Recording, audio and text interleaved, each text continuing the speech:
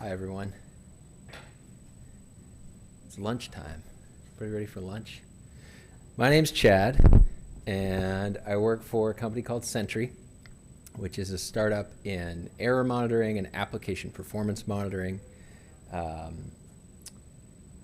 And this talk is about how we financially support the open source ecosystem that we depend on. We're a commercial open source company. Our core product is open source eventually. We use a license called the Business Source License, which after a few years puts our core code into Apache 2. That's our core. And then a bunch of other stuff around it is open source from the get-go. So we're a commercial open source company, founded as an open source side project in 2008, first commercialized in 2012 as a little $5 a month Heroku plugin. RIP Heroku. And 2016 is when we took venture capital and started growing as a startup. I joined the company 2 years ago in 2020. And so my role is I'm the head of open source. So I lead our OSPO, small team of 3 inside a company of about 300 people now. And we've always, it's always been important to us, to the founders, David Kramer, Chris Jennings, always been important to support the community. We see the open source community as kind of composed of, commercial open source and community open source. And it's important for us as a commercial open source company to be financially supporting the community side of open source. Some open source doesn't want money at all, that's fine. So there's kind of those different buckets or components, and we see our role as a commercial open source company to give back and to financially support the community supported open source projects that are looking for it. So this tweet is showing a little history. This is a snapshot from Notion. Just kind of walking through here, some of the history just showing that it goes back. This is 2016 when we first, again, started growing as a startup. It was sort of kind of haphazard. We were giving to Python Software Foundation, Django Software Foundation, because that was kind of we're primarily a Python shop, although now we have a fair amount of Rust as well. So always giving back, but it was really what I want to highlight on this history thread or slide here is in 2021, Indeed has a pretty strong open source funding program, and Indeed came to us and said, hey, we want to give you whatever it was, $10,000 or whatever, as an open source project, because Indeed developers were like voting on where their money should go, and they're like, we want to give money to Sentry, it's an open source project. And we had just raised all this money, so Indeed came to give us money. We're like, well, we just got all this venture capital, so how about this? Why don't we take your money, we'll match it and turn around and regift it. So that was kind of a kick in the pants to get organized with our own funding initiatives. And it was at the right inflection point in the growth of our company as well, and the size of the company. So last year, 2022, was the first year we were really organized about this. And this year, just last week, we kind of published, I published a blog post about our annual funding program, the second year running it, and that's what I have to talk about today. Okay. So this is the blog post. It's the top post right now on blog.sentry.io. So if you haven't seen it yet, this is mostly what I'm going to talk through here and share out. You can go read it for yourself as well, blog.sentry.io. And there's the headline. We just gave $260,028 to open source maintainers. Okay. And the first thing I want to say is, Sentry's only 300 people. We're not the biggest company out there, but we're growing. And so this number in absolute terms is maybe not the biggest, but one thing we wanted to do with this program is start with kind of a first principles concept of what's fair. What's the right amount for a company like Sentry or any company across the industry to be giving to, again, that community-supported slice of the open source community. So under here, there's a link to this first principles benchmark. This is an old blog post I wrote before I joined Sentry, where I said your company should probably pay $2,000 per person for open source. So, I'm not going to go into the details on this because this is a short talk, but point is just that we kind of wanted to start with that. What's fair? start with that first principles approach, and then kind of think comprehensively about, all right, so if this is the right amount for Sentry to be giving, so we set that budget 260. That budget was set at the beginning of the year, based on how many developers we expected to be employing times 2,000, we came up with 260. So $260,000 was our budget for the year. How did we spend it? We have really a few buckets for that. We want to go broad and deep, okay? So we gave, I'm jumping around a little bit, but we gave a chunk to foundations. All told, it was $88,500 to 7 open source foundations. So those are big rocks. Like I said, we're in Python, we're in JavaScript, we're in Rust. So we gave, we're members of each of those foundations. We also gave to Postgres and Apache. The Postgres folks, I just met Robert right outside. They have their booth right outside. Hey, there he is. Hey, Robert.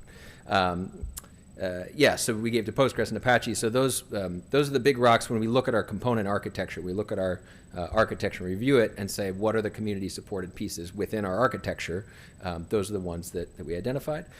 We're also members of the Open Source Initiative, and we partner with Outreachy, which is a great program, if you don't know about it, to offer mentorships for people from diverse backgrounds in open source and build the pipeline and get more people into open source. So that was kind of our foundations, 88.5 to 7 foundations. Okay. Then we also wanted to give basically to as many people as we could, right? So the depth, but then the breadth, or the breadth and the depth, depending how you want to look at it. So we did a dependency analysis. And that is what this is showing. This is a spreadsheet, which is the public version of the private spreadsheet that I used. Oh, come on, I can't. All right, well, ish. Again, you can click through to see this for yourself. But this spreadsheet was generated by, some janky bash scripts that I wrote that crawl our repos and look for dependencies. As well as polling our employees internally. We had like a 2-week voting thing internally to say, what projects are we not noticing, what projects from these dependencies are more important than others, things like that. So, a few different kind of, point being, it's like a blended approach, right? We're doing the dependency analysis, we're talking to our employees, we have kind of this, small group that's looking at what are the big rocks in our architecture, and, then went through and just did these allocations. And we tried to balance kind of big impact with that broad giving as well. So you'll see there's a lot of like $96, right? We tried to give at least a little something to everybody. Some folks we were limited in the platforms that we use. We use GitHub sponsors, we use Open Collective. So if folks aren't on there, we can't give to them. Although I'll say more about that in a sec. Yeah, so this is showing, we're taking this kind of comprehensive, systematic, holistic view and trying to take a blended approach to that with a number of inputs. Right, and then it all rolls up into this, okay, so then I have a list of 150 projects I want to give to on GitHub sponsors. And so I actually wrote a tamper monkey script because I had to individually click through 150 different sponsors' workflows, right? Love the folks at GitHub sponsors, they're doing great work. But for a company like Sentry that's really trying to operate at scale for funding, there's definitely some product innovation that there's room for. So I do want to highlight here 2 new funding platforms that we partnered with. These are both new out of the gate this year.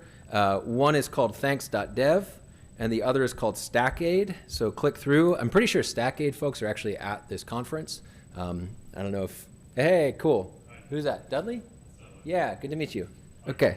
Right, so StackAid, ThanksDev, both new platforms that are kind of helping companies like Sentry and hopefully your company do basically what I've been doing manually, but in a more automated, scalable fashion that other folks can plug into. So let's see. We got 5 minutes left on the clock. Let me pause there and open it up. I'm talking a lot. Any questions or things I could go into more detail on? Folks are interested?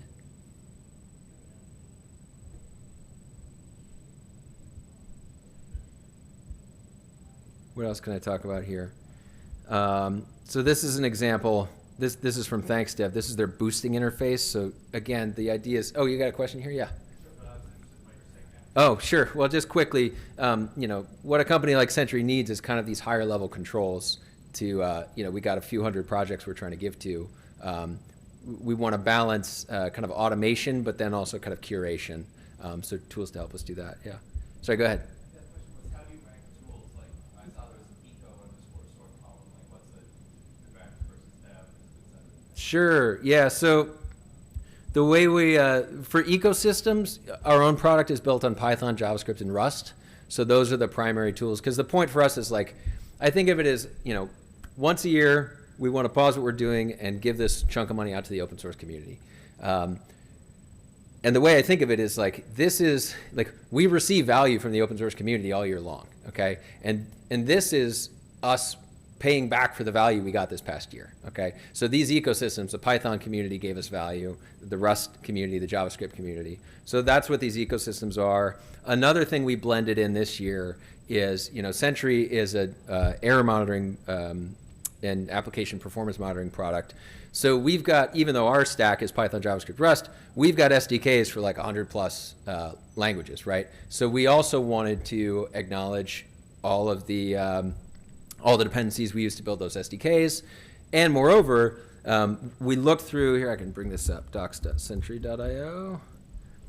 So this is a list of all 107 supported platforms. So these are the platforms that Sentry supports, okay? And so what I did is I went through this list and identified the 23 community-supported open source frameworks that are inside of this 107 total, and included that as well. Sorry, trying to get back to a direct answer to your question. So this ecosystem is primarily Python, JavaScript, Rust, and you can see the sort order on that is because those are the highest priorities for us. But then we brought in some PHP, some Java, some Go, and then other tools, including things like Homebrew and text editors and whatnot. But then what this rolls up to is up here, so you can see our breakdown dollars by ecosystem. This is where that, the balance between automation and curation comes in. Like we fussed with it so the numbers came out so that Python was number 1, JavaScript was number 2, et cetera. Does that answer your question? Yes. Okay. Yeah, here.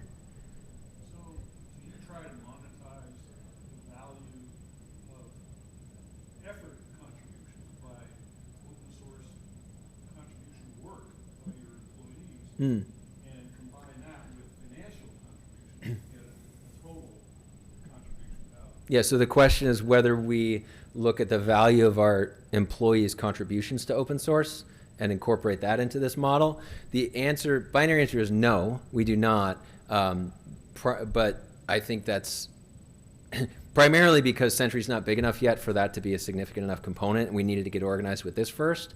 Sentry's only 300 people. Yes, we have some folks contributing upstream to stuff. But my expectation is like that $2,000 per developer per year figure, like at a much larger organization where you have a lot more of that going on, I would expect that to be a significant line item that you would want to call out.